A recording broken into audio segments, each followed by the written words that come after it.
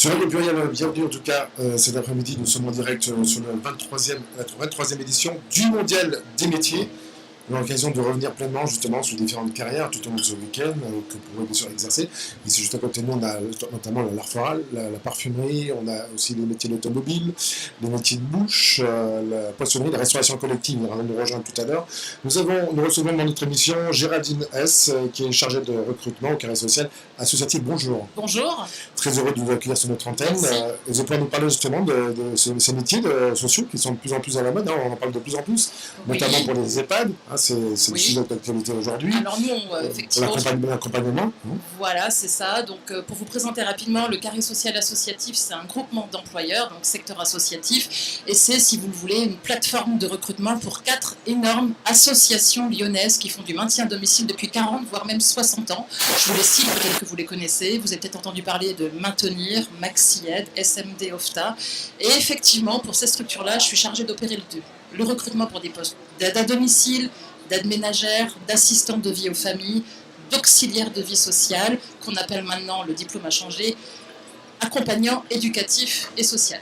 Voilà. Donc effectivement, ce sont des métiers en tension, le recrutement est permanent parce que les besoins sont permanents et parce qu'effectivement la demande est très très forte. Un recrutement difficile de plus en plus, on le voit. Et le recrutement aussi, je vous avoue, n'est pas forcément simple tous les jours.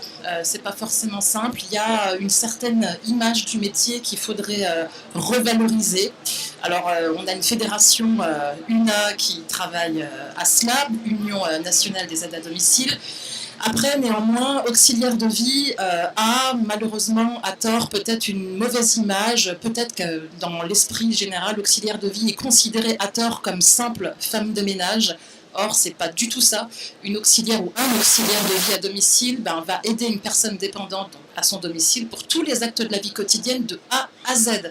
Alors, bien évidemment, à domicile, c'est ça. Je parlais tout à l'heure du cas des EHPAD parce qu'on voit, moi j'aimerais quand même comprendre des personnes qui sont formées pour aider les personnes en difficulté, qui ont besoin, qui sont dépendantes et qui ont certaines fois des comportements qui sont pas forcément exemplaires. Il y a un malaise quelque part. Alors, le cas des EHPAD... Est-ce que ça vient de la formation? Est-ce que ça vient... c'est un manque d'humanité?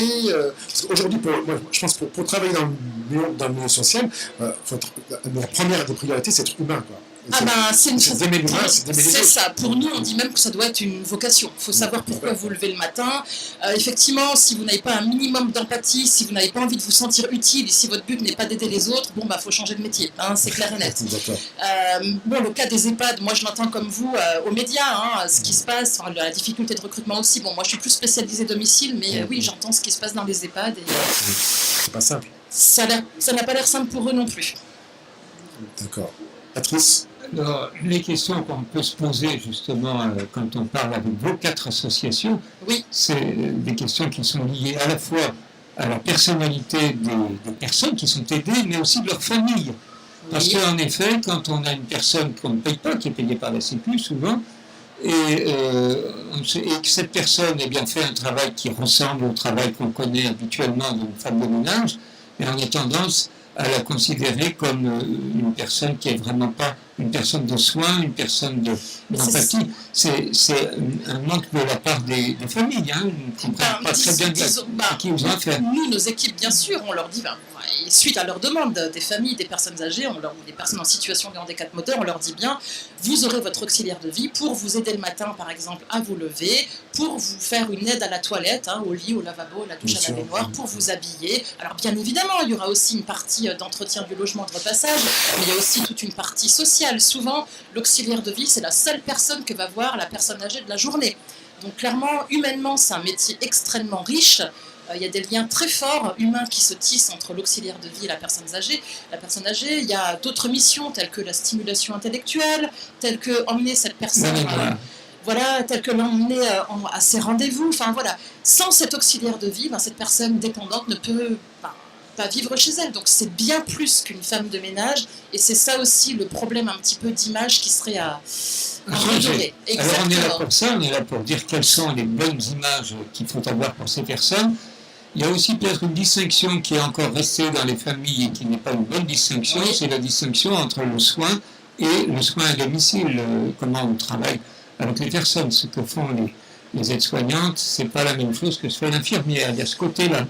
Alors, oui, dans les images que se font les gens.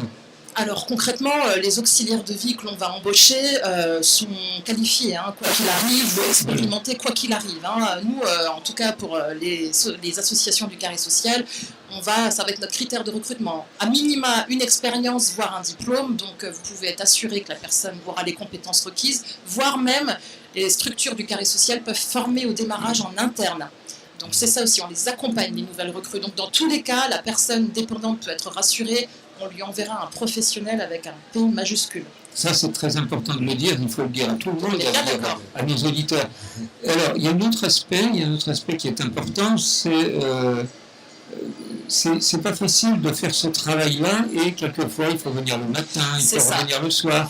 Donc au niveau du travail qui est proposé par vos 4 associations, c'est plus compliqué pour les personnes qui travaillent avec vous. Alors nous en tout cas on a une très forte demande des usagers, des bénéficiaires, donc on propose des temps pleins qui s'en rapprochent très fortement.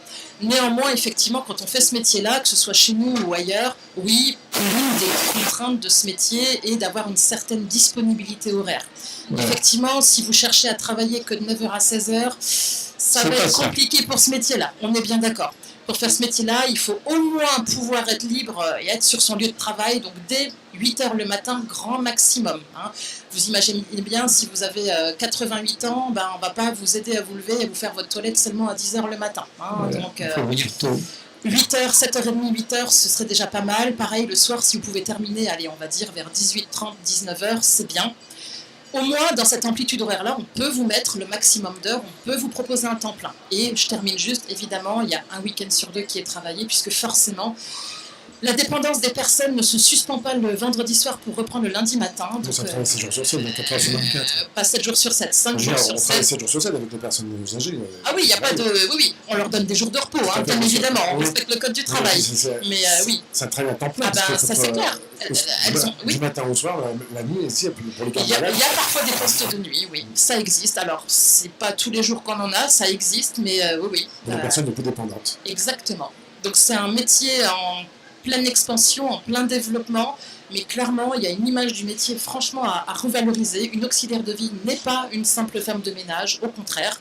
Sans elle, comme on l'a dit avant, cette personne ne pourra pas continuer à vivre chez elle. Il y a vraiment une mentalité à faire changer. Je vous dis, notre fédération œuvre aussi en ce sens. Voilà. Et quelque part, c'est très d'écoute, c'est donner de l'écoute. C'est une priorité. De redonner le sourire à la personne qu'on a en face de soi. Mais clairement, l'auxiliaire de vie, la plupart du temps, est considéré comme le rayon de soleil de la personne chez qui elle va. Je vous dis, parfois, c'est la seule visite que cette personne va avoir de la journée. Est-ce qu'ils sont formés par rapport aux maladies actuelles Oui. Est-ce que les auxiliaires de vie sont formés pour travailler avec des personnes qui sont atteintes de la maladie d'Alzheimer? Carrément. En fait, les 4 structures pour lesquelles je suis le cabinet de recrutement, la plateforme de recrutement dont on parlait avant, donc Maintenir Maxi et SMD OFTA, propose des formations en interne tout au long du parcours, de la carrière de l'auxiliaire de vie, des formations en interne, généralement une fois par trimestre, un peu plus, un peu moins, sur différents thèmes, maladie d'Alzheimer, bien-traitance, maltraitance, accompagnement de la fin de vie, recyclage, brevet de secourisme, gestes et postures, ergonomie, manutention. Donc il y a tout le temps, en tout cas chez nous, association des formations en interne, soit pour maintenir les compétences à niveau, soit pour les faire évoluer, augmenter. Donc oui, elles sont formées, en tout cas chez nous. Alors la formation de base, elle se trouve où? Dans quel type de formation? Il y en a plein, il y en a de partout. C'est ce que je répète ce matin depuis 9h, depuis que j'ai mis le premier orteil sur ce forum. Typiquement, pour les jeunes de 3e qui me posent la question depuis ce matin, il y a un super bac pro, le bac pro ASSP, accompagnement, soins, service à la personne. Un super bac et plein de lycées à Lyon le proposent. Sinon, il y a par exemple un titre professionnel ADVF, assistant de vie aux familles, l'AFPA, l'IFRA, l'INFA, entre autres, le proposent. Il y a un nouveau diplôme qui s'appelle maintenant le DE pour diplôme d'État, accompagnant éducatif et social, donc DEAES. Et là, des écoles comme Rockefeller, École Santé Sociale Sud-Est, et j'en oublie malheureusement tant d'autres parce qu'il y en a plein, qui proposent cette très belle formation-là. Donc il y a de quoi faire. Il y a de quoi faire pour la formation de base, et on peut commencer dès la fin de la 3e, dès la seconde. Avec le bac pro. Complètement, le bac pro, vous pouvez commencer dès la seconde, tout à fait. Très bien. Ben voilà. Alors, au niveau des salaires, Alors, concrètement, dans les associations... combien est-on payé? Alors, je vous parle par exemple d'une personne qui vient d'avoir son DEAES, le dernier diplôme dont on vient de parler, le C'est de base.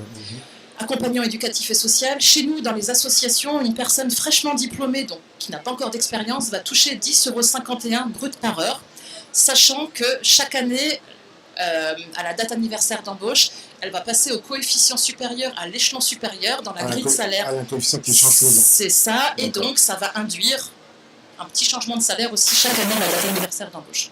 Donc en tout cas, dans les associations, il y a une prise en compte du diplôme, et un salaire en fonction du diplôme dans les associations. Et la pénibilité également.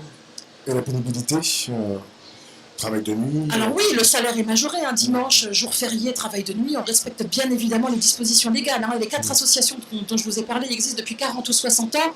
Faut être sérieux pour exister depuis autant d'années. Donc oui, elles respectent toutes les dispositions légales, il n'y a pas de problème. C'est important d'autant plus dans ce genre de métier parce qu'on a quelquefois des personnes qui sont fortes et qu'il faut pouvoir bouger. Oui, c'est pas facile, donc il peut y avoir des maladies professionnelles qui bien tombent sûr. dans ce genre de métier. Je rebondis, vous avez complètement raison. C'est pour ça qu'une fois par trimestre, généralement, on propose des formations sur les gestes et postures, l'ergonomie, les transferts manuels pour que l'auxiliaire de vie se protège elle-même quand elle fait ses transferts et protège aussi la personne dépendante. Oui, complètement. Voilà. C'est le but des formations en interne dont je parlais avant. Alors, c'est important de le dire parce qu'aujourd'hui, on parle beaucoup des EHPAD, en effet. Oui. Mais en effet, si on veut éviter que les parents aillent en EHPAD, il faut savoir faire l'évolution justement vers ce travail à domicile. Complètement. Et c'est important de le dire et de le répéter parce que sans quoi, l'EHPAD, on voit bien que ça n'est pas forcément la bonne solution. Mais c'est une solution, il en faut, c'est une solution, mais qui n'est pas forcément faite pour tout le monde. Oui. Voilà, et que quand c'est possible, c'est le travail de la famille, quand c'est possible, notamment pour des personnes justement qui ont une maladie du cerveau. Ça peut être Alzheimer, mais ça peut être d'autres maladies. Sûr, oui. Là, il y a besoin en effet de ce travail avec vos personnes. Complètement. Il faut le dire, le répéter. Donc, le secteur du maintien à domicile recrute énormément. C'est un métier à part entière, auxiliaire de vie. C'est un très beau métier, très riche humainement parlant. Bien sûr. Et ma foi, si vous sentez le cœur d'exercer ce métier, vous pouvez m'appeler au Carré Social Associatif. Je me ferai un plaisir de vous répondre. Alors, on va donner votre numéro de téléphone. Oui, Carré Social Associatif. On est 9 rue du Commandant Ayas dans le 7e. Dans le 7e arrondissement. Géraldine, ma ligne directe 04 78 96 76 et 59. Est-ce qu'il y a un portail où on peut prendre des informations On a un site internet du même nom, carrésocial.asso.fr, et on est moderne, on a même une page Facebook. Ouais, formidable. Voilà, formidable. C'est formidable. Donc voilà, n'hésitez pas si vous avez des questions, il n'y a pas de souci. Merci beaucoup. À vous, Merci de votre intervention sur notre antenne.